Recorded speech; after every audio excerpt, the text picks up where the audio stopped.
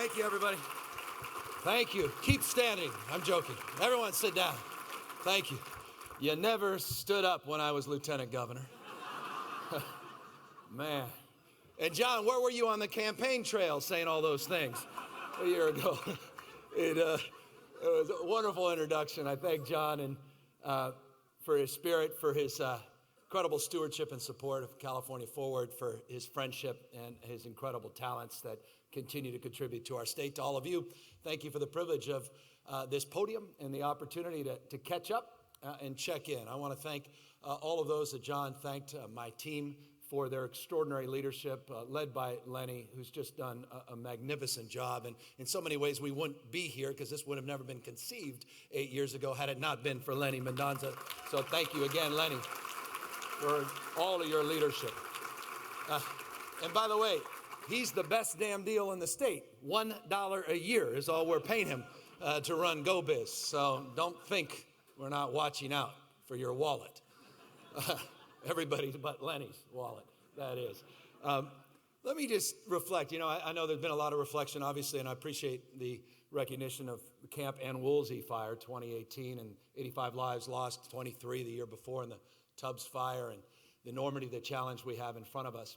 But it's also an interesting point, and I imagine it's been talked about privately, perhaps even more formally in your breakout sessions or even here this morning. But the 25th anniversary of Prop 187. And why do I bring that up? Because it needs to be brought up. I woke up watching some of the commentary in Washington, D.C., impromptu press conference, the president, and it was a punctuation point of contrast. 25 years ago, in many ways, we were America today. 2019 is a lot like 1994 in California. And it's just an interesting fact, this idea of a majority-minority state, the capacity to live together and advance together across every conceivable difference. It's just an extraordinary thing that we are part of. This journey that is California, in the spirit of John's introduction, this remarkable place that attaches itself to a dream. There's no other state in America that attaches itself to a dream. There's the American dream and the California dream. There's no Alabama dream. I say lovingly to the press, I don't want to get in trouble in Alabama. I know Michael Bloomberg would have never said that.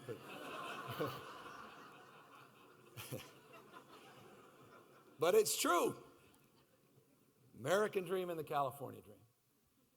There's a word we don't use often enough, and that's pluralism.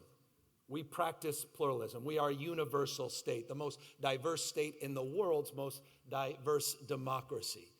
And I don't think it's an exaggeration at all when John talks about traveling the world, that the world looks to us to see that it's possible to live, advance, and prosper together across every conceivable difference.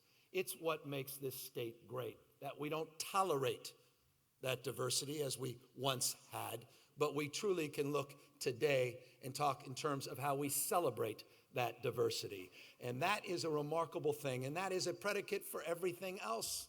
That's the foundation to which everything else is built. This capacity to put aside our differences. The biggest issue today is how damn divided we are. Left, right, rural, urban, rich, poor, educated, uneducated. And our politics has become war. Life almost seems to be about conflict. Enemy, friend. Us versus them. And then you travel the state. You spend time in communities in Sanger, Ceres, and Monterey Tract Park. Not just the big cities like Fresno, Bakersfield, and Merced, and you start to realize everybody. That's right, Ashley. I know. And you start to realize there's some universal truths. Everybody wants to be protected. Everybody wants to be respected. And everyone wants to be connected in some way, shape, or form. That's what we all share, no matter where we come from, any part of this state, but any part of this globe. We all love our children. Most of us love our work. We love our sense of place, our community. And in our quiet moments, we also recognize our common humanity. You know, something I learned from Father Cause. The Bible teaches us that we're many parts, but one body. And when one part suffers, we all suffer. Wasn't that the spirit of Dr. King? We're all bound together by a web of mutuality. There's no leak on your side of our boat. Right? We rise and fall together. This notion of interdependence, this commonwealth that is this remarkable place we call home, 40 million strong. And I say 40 million strong because with all due respect to the pundits, some folks and some news networks, eat your heart out, Texas, Tennessee, and Florida. This is California. I just want to brag a little. When we had this conference 8 years ago, we were just coming out of that historic recession. We had 12.2% unemployment at peak. We had those $27 billion deficits Governor Brown had inherited, $34.7 billion in that wall of debt. We were financing our general fund deficits with bonds. You had a candidate for president at the time by the name Mitt Romney who was out here saying that California was going the way of Greece. And a lot of you privately were probably wondering the same. People talking about the best days being behind us. There's no capacity, they said, this state to be governed. In fact, there were folks coming to this conference saying we need to split this state up into 6. There was a lot of anxiety, a lot of fear. Let's talk about that journey we've all been on in the last 8 years. 115 consecutive months, a record of net job growth in the state of California.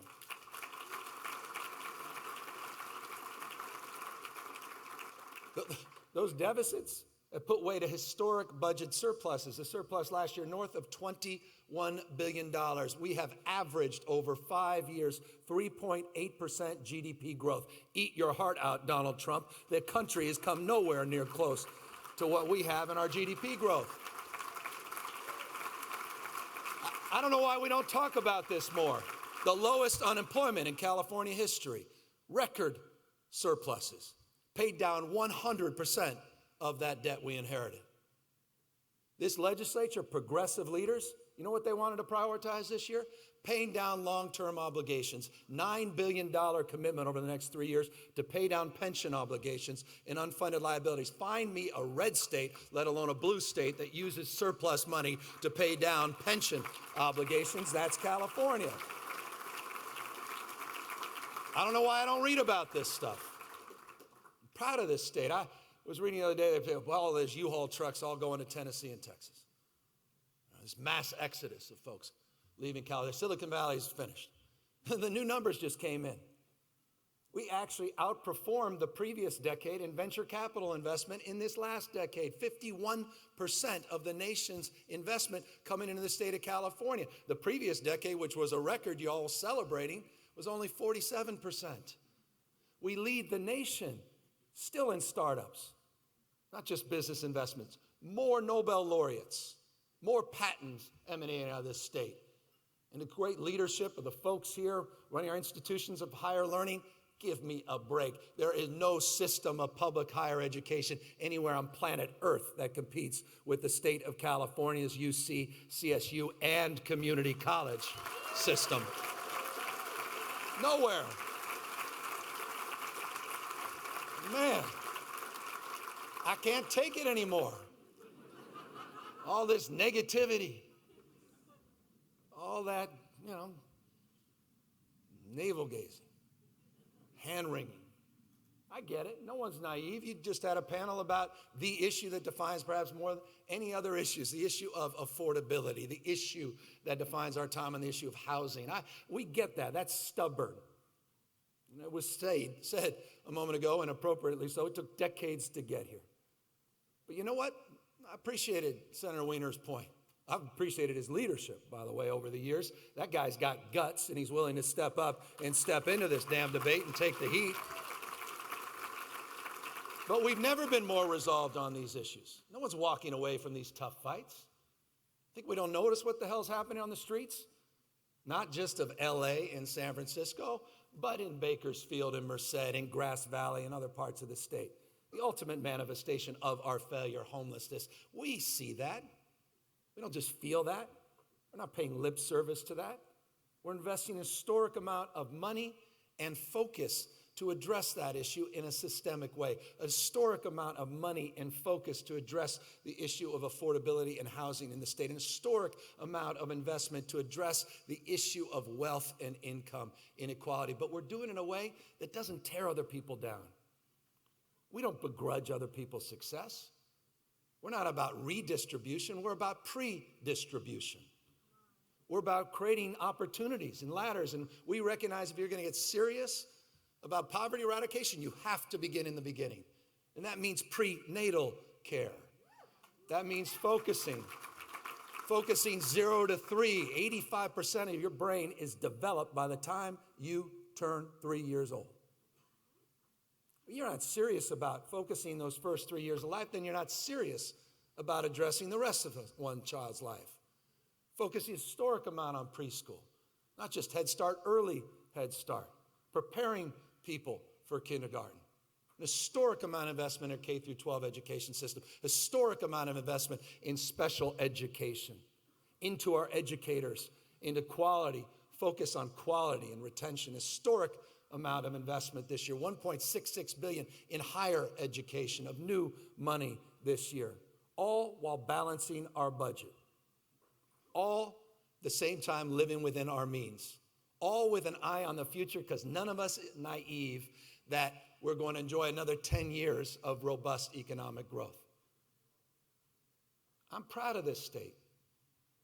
I'm proud of the energy and the vibrancy and the incredible diversity and creativity that's at play in the legislature. I didn't know how much I'd love this damn legislature. I know everyone says, oh, people in politics all for the wrong reason. They all didn't get hugs from their mother when they were kids. And that's true for some, there's no doubt. We've got a president in the White House, clearly didn't get hugs from his dad. That's a whole nother speech. But Tony Atkins? I mean, you don't know how good you got it. I mean, someone comes from out of state, lives the American dream, and then starts living the California dream and ascends to the leadership of the California Assembly and then to the Senate, whose purpose and passion is not politics but policy, because her purpose and her principle is the best politics is a better damn idea. That's the only reason she's there. And the partnerships, and the collaboration, and the work that her colleagues doing, Anthony Rendon, his passion and purpose around early childhood education. We should be so lucky. We're working together, Republicans, not just Democrats. Ask Assemblymember Gallagher. Ask the folks up in Butte County. We didn't stop going up to Butte County because it's a red county and a Trump county. We care about those folks. We'll have their back. We'll never threaten state funding to be pulled because we don't like their politics. We're all in this together. Californians, proud. So, look, I don't want to belabor this, and it's like a therapy session for me this morning. I'm going to feel real good after this. But you may not be if I continue on like this. So I want to respect your time, but I want to make this point. What I love about this last 8 years and this journey we've been on is we've been refining, we've been iterating, and we recognize that good enough never is. And we recognize we've got to fill these gaps, not just with rhetoric, not just with lines that are predetermined applause lines, but really start to break things down into focus. I couldn't have been more proud in the transition. My first meeting we had in the transition, first formal meeting was up here in Fresno with Ashley and her team and what became of this Drive Coalition. And they started to break things down, not just talk in broad strokes terms about the issues, the stubborn issues of poverty and the issues of race that underlie some of these issues and those tensions, but to focus on what we do and how we amplify better behaviors, not just locally, but regionally, and begin to focus on amplifying better behaviors at the state and federal level. It is a remarkable accomplishment. All of you that participated in that drive collaboration. What you put together, that document, is as good as it gets. It is the spirit of regions rising together, and it's a template for this state. It really is. And so my commitment to you is to make it real, to follow through on our commitments. We don't want to run the 90-yard dash on a lot of those proposals. We've got to be here for the long haul. Not just situationally, a sustainable mindset. That's a value proposition. To commit, not just to be interested in your success, but to commit to your success, to find ways to work through the good times and the bad times, the changes of leadership, to institutionalize partnerships. I care deeply about this, Dan Valley, because I care about this state. I'm so sick and tired of this notion that somehow we're living in two different worlds in this state, the coastal economy and the inland economy. I don't like hearing people talking down to folks or past folks. We not only had that first meeting and that transition, I hope you heard my inaugural speech. I hope you listened to my State of the State speech about this valley and its vibrancy, about its diversity, and diversity of its economy as well. How proud, of course, we are of the agricultural community here, but there's something else happening out here in the inland part of the state. Look at Bitwise and the work they're doing. Look at the investments. Look at these incubators. Look at these young folks that are educating and are not leaving, but are staying and are committing themselves. The entrepreneurial spirit, it's alive and well. Look at what UC Merced is doing. Look what Fresno State has done in its communities. Look at the medical investments that are happening, the medical schools and our commitment to do more and better there. It's remarkable. We should be proud of that. Sure, there's stubborn, historic factors we have to overcome, but there's plans now, there's intentionality, there's focus, there's passion, and there's renewed action. And so I'm here just to say thank you. I'm here to compliment you. You guys are the doers, not just the dreamers. This is a remarkable, talented group of folks. I've gotten to know many of you over the course of the last 8 years. You guys are not folks that just have candlelight vigils and talk about the way the world should be. You guys get out there and you manifest it. You recognize the future is not just something to damn experience. It's something inside of us. It's our decisions, not conditions, that determine our fate and future. That's the history of California. Decisions, not conditions, that determine our fate and future. And you always maintain a sense of idealism. Don't ever lose that. And authenticity. Because I know this, the state's vision on economic development will never be realized from Sacramento down. It's realized at the local level. That's the spirit of regions rising together. We're not one economy. We are the cross-section of literally a dozen plus economies in the state of California. We have to build on those strengths. We have to reconcile those weaknesses. We have to do what you have been doing, and that's sharing best practices, spread what is working, reconcile the stubborn fact that some things we're doing are not working. Let's not pave over the old cow path. That was the spirit of that inaugural summit, and I'll close with that spirit. You remember we talked about 8 years ago, California being at a hinge moment, economic hinge moment, demographic hinge moment, technological hinge moment. You remember the keynote then was a gentleman by the name of Tom Friedman. And Tom was still marketing that book, The World is Flat. 4.5 damn million copies he sold. I won't talk to you about how many I sold in my book. And I remember Tom making the point to punctuate the new realities. And I'm going to close up.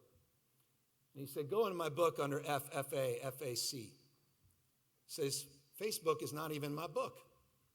He said, it's a book about globalization and technology, about how the world is flat, not connected. He said, hyper-connected.